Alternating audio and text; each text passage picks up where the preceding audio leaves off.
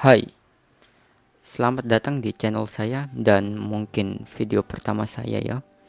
Nama saya Anugrah Talenta Agung dan kali ini saya mau membahas tentang alasan-alasan utama Jerman kalah di Perang Dunia Kedua.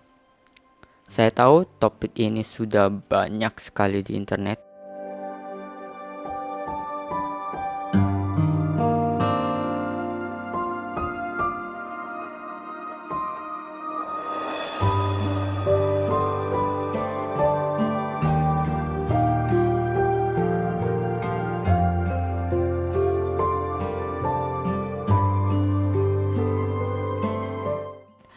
Tapi saya yakin di video ini kalian bakal menemukan sesuatu yang baru.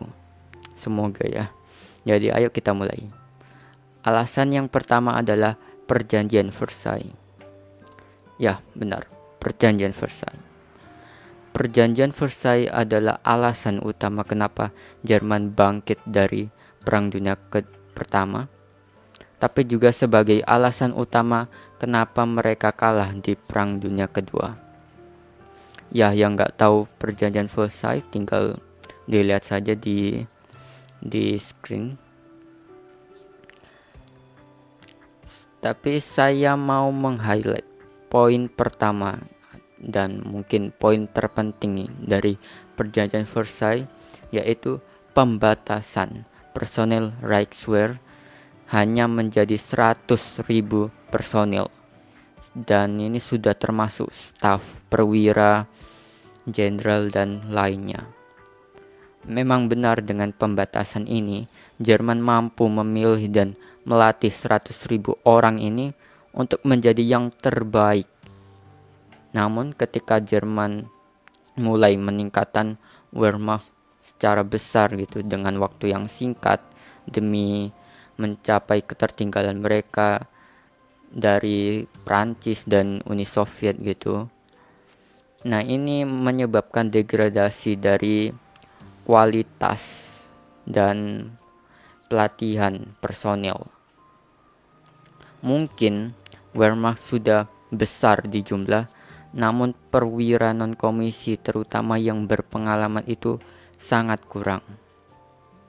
Hal ini tidak begitu kelihatan di kampanye mereka melawan Polandia atau Prancis di awal perang, tapi mulai kelihatan saat melawan Uni Soviet, di mana perang itu melawan Uni Soviet menjadi perang atrisi ketika mereka gagal dalam mencapai kemenangan cepat melawan Uni Soviet. Nah, kehilangan Wehrmacht di awal operasi Barbarossa itu cukup banyak, terutama para perwira lapangan mereka yang sangat susah untuk diganti. Kehilangan ini membuat Hitler dan jenderalnya mengganti dengan perwira yang kadang-kadang itu tidak berpengalaman dan bahkan kurang latihannya. Di akhir tahun 1941, Jerman mulai kehilangan salah satu kekuatan terbesarnya, yaitu kualitas dan fleksibilitas pasukannya. Keadaan ini berlanjut terus hingga akhirnya di tahun 1943, Jerman benar-benar kehilangan kekuatan terbesarnya, yaitu kualitas pasukan dan perwiranya. Sehingga di tahun 1943, unit-unit Jerman dan Soviet itu hampir sama dalam segi pengalaman maupun pelatihan. Yang alasan yang kedua dan mungkin yang paling berpengaruh adalah kekurangan minyak dan bahan bakar. Kita tahu bahwa Jerman itu bukan salah satu produsen minyak alami, namun mereka butuh minyak untuk menggerakkan alat perang mereka seperti truk supply, tank, pesawat, dan lain-lainnya. Jerman berusaha untuk menghasilkan minyak dengan cara alternatif, yaitu minyak sintetis, yaitu proses mengubah batu bara, di mana Jerman itu kaya ya dengan batu bara, menjadi bahan bakar alternatif. Tapi proses ini sangat lama dan mahal ya, karena mereka harus membangun fasilitasnya dulu, harus mempekerjakan yang tentunya ahli dalam mengkonversi ini. Jadi mereka masih sangat bergantung pada impor minyak dari negara lain, terutama Romania dan Uni Soviet. Untuk sementara itu di tahun 1939 dan 1940, kekurangan minyak masih bisa diatasi. Namun di tahun 1941, kekurangan minyak menjadi sangat signifikan dan sulit diatasi. Kekurangan minyak di Jerman itu sangat hebat, sampai itu menjadi krisis di Jerman. Sehingga Jerman mau tidak mau harus berperang melawan Uni Soviet untuk mengambil ladang minyak yang melimpah di Uni Soviet, terutama di Kaukasus.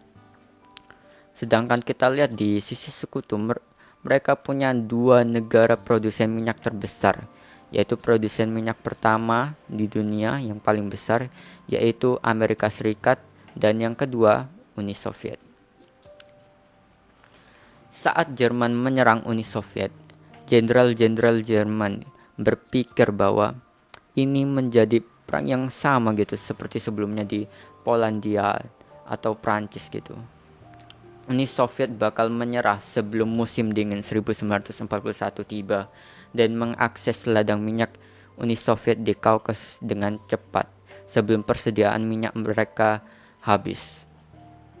Namun, jenderal-jenderal Jerman itu salah besar karena perang di timur itu berbeda jauh dengan di barat.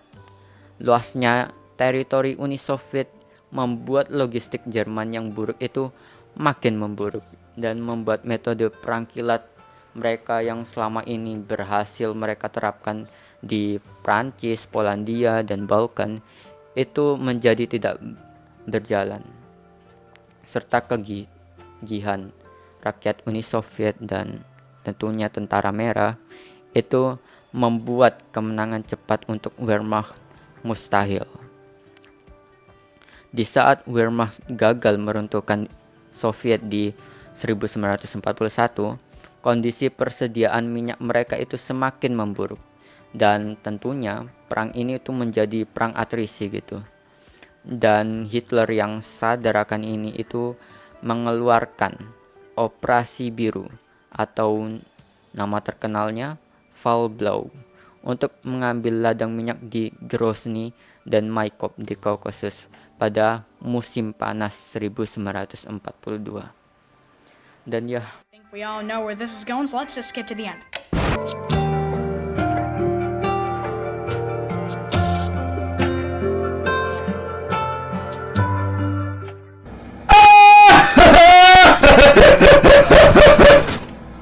미션 실패.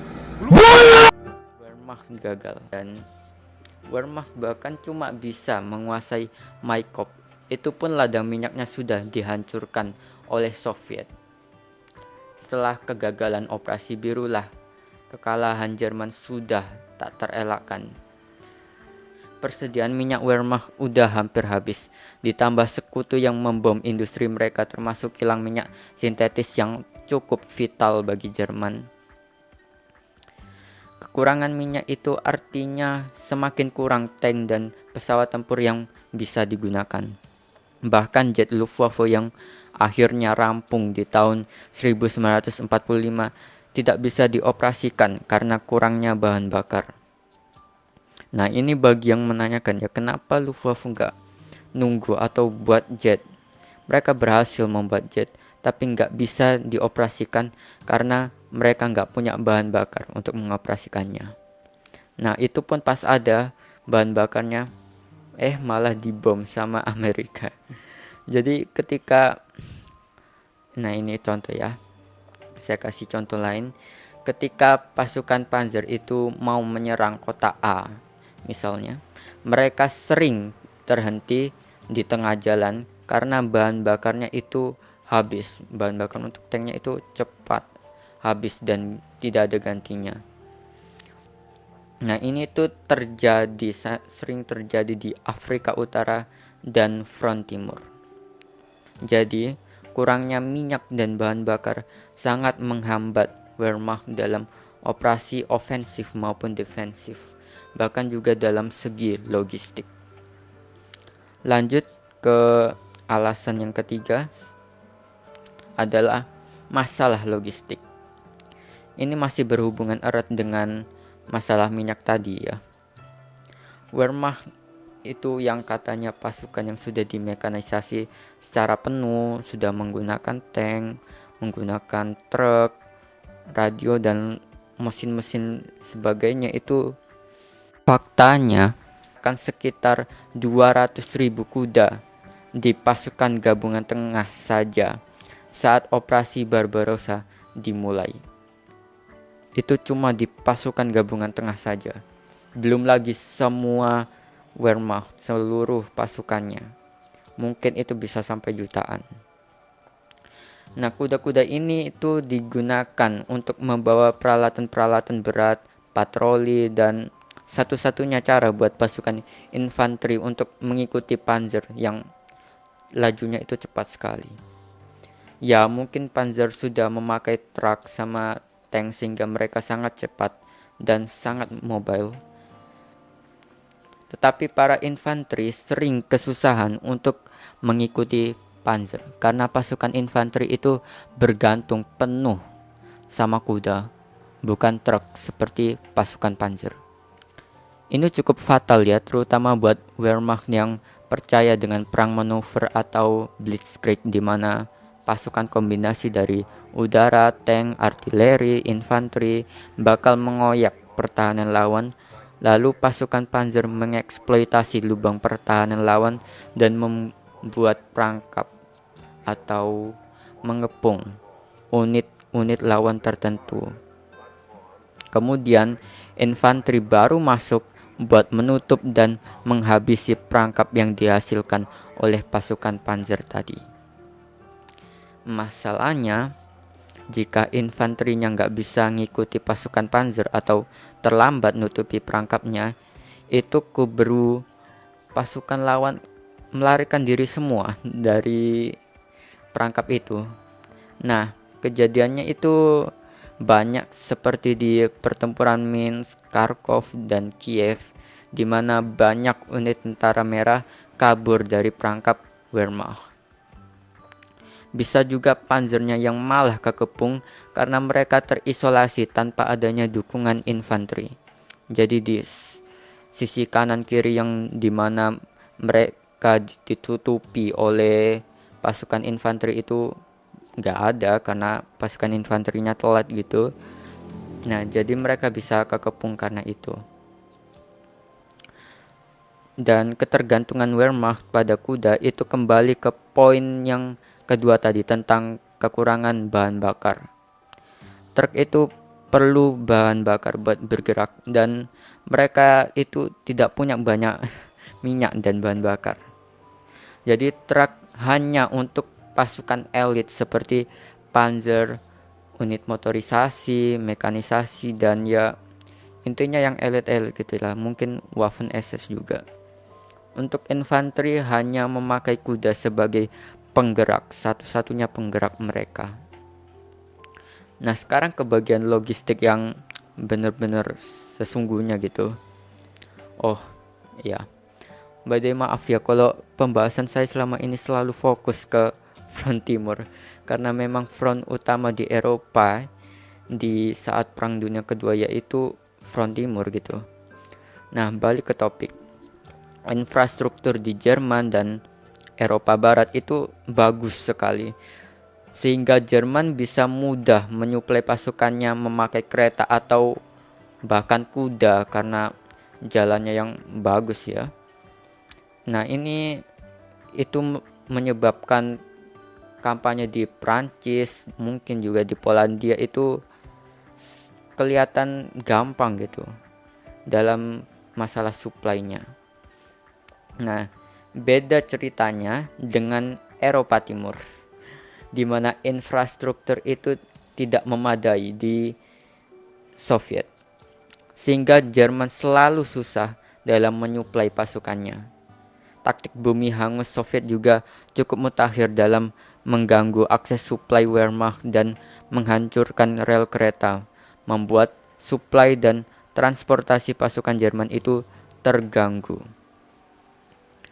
Lanjut yang terakhir, pengeboman sekutu. Inggris mulai memutuskan untuk melakukan pengeboman strategis terhadap industri Jerman dari tahun 1940. Namun, mulai secara intensif dan ya lebih bebas lah ya pada 1942 dengan cara untuk melumpuhkan ekonomi perang Jerman. Pada awal kampanye pengeboman di tahun 1942, pesawat sekutu masih kesusahan dalam membom industri Jerman, terutama pada jumlah pesawat mereka yang jatuh di awal kampanye karena perlawanan pesawat tempur Jerman dan pertahanan anti udara yang sangat kuat. Tapi semua itu mulai berubah ketika Jerman kehilangan pesawat itu dan nggak bisa menggantikannya, sedangkan sekutu masih bisa. Jadi semakin lama efektivitas pengeboman sekutu itu semakin meningkat dan sangat mengganggu produksi militer Wehrmacht dan laju ekonomi Jerman. Target pengeboman sekutu itu sering kali industri militer Jerman ya, dan kilang minyak Jerman sering kali loh ya.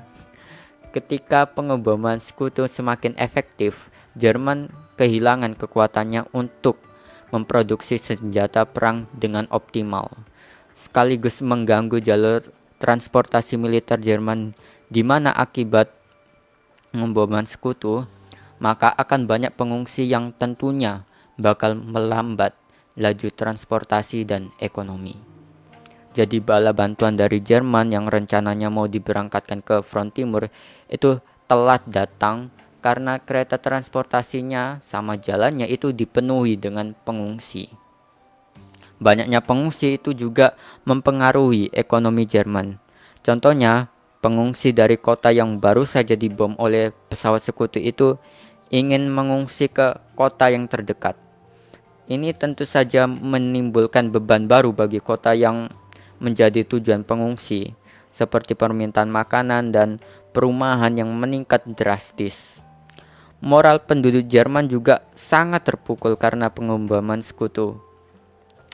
Karena kehororan pengeboman di kota-kota seperti Hamburg, Berlin, Dresden, dan mungkin kota-kota lain seperti Leipzig ya. Pengeboman sekutu yang paling terkenal dan juga paling kontroversial adalah pengeboman Dresden pada 13 sampai 15 Februari 1945 dengan total sekitar 23.000 orang tewas dan lebih dari 100.000 orang kehilangan rumahnya. Dresden benar-benar hancur dalam pengeboman itu. Kejadian Dresden serta pengeboman sekutu secara umum membuat dukungan orang Jerman buat perang itu semakin menyusut. Tak hanya itu, pengeboman sekutu juga membuat Luftwaffe sibuk mengirimkan pesawat tempur untuk mempertahankan tanah airnya melawan sekutu dibandingkan di front timur di mana mereka paling dibutuhkan. Hal ini secara tidak langsung membantu Soviet dalam mendapatkan supremasi udara atas Luftwaffe yang sangat membantu dalam operasi counter-offensifnya seperti di Kursk, Bagration, dan kampanye mereka yang lainnya. Perang udara antar Jerman dan sekutu menjadi perang artisi di mana sekutu jelas punya keuntungan yang sangat-sangat besar karena industri mereka masih bisa menggantikan pesawat-pesawat mereka yang hilang. Namun, Jerman tentu tidak bisa menggantikan pesawat-pesawatnya yang jatuh melawan sekutu karena mereka kekurangan bahan mentah seperti karet yang penting untuk produksi pesawat. Jerman juga kekurangan pekerja terampil untuk mengerjakan produksi militernya karena kebanyakan mereka itu dikirim ke garis depan. Industri Jerman juga yang seharusnya digunakan untuk memproduksi pesawat dibom dan butuh waktu untuk diperbaiki. Jadi Jerman sangat susah untuk menggantikan pesawat yang mereka hilang saat melawan sekutu. Ini membuat Luftwaffe semakin lama semakin menyusut sampai Luftwaffe ini bukan lagi pasukan yang relevan lagi di tahun 1944. Itulah kenapa sedikitnya dukungan udara dari Luftwaffe saat D-Day, karena mereka memang udah babak belur gitu melawan sekutu dan Soviet. Untuk 1944 seterusnya, Luftwaffe menjadi tak kasat mata di kebanyakan operasi militer Jerman. Dan ya, itulah alasan-alasan utama Jerman kalah di Perang Dunia Kedua menurut saya ini ya. Dan referensinya tentunya ada di sini semua, deskripsi dan kolom komentar. Semoga video ini bermanfaat buat kalian semua. Sampai jumpa di lain waktu.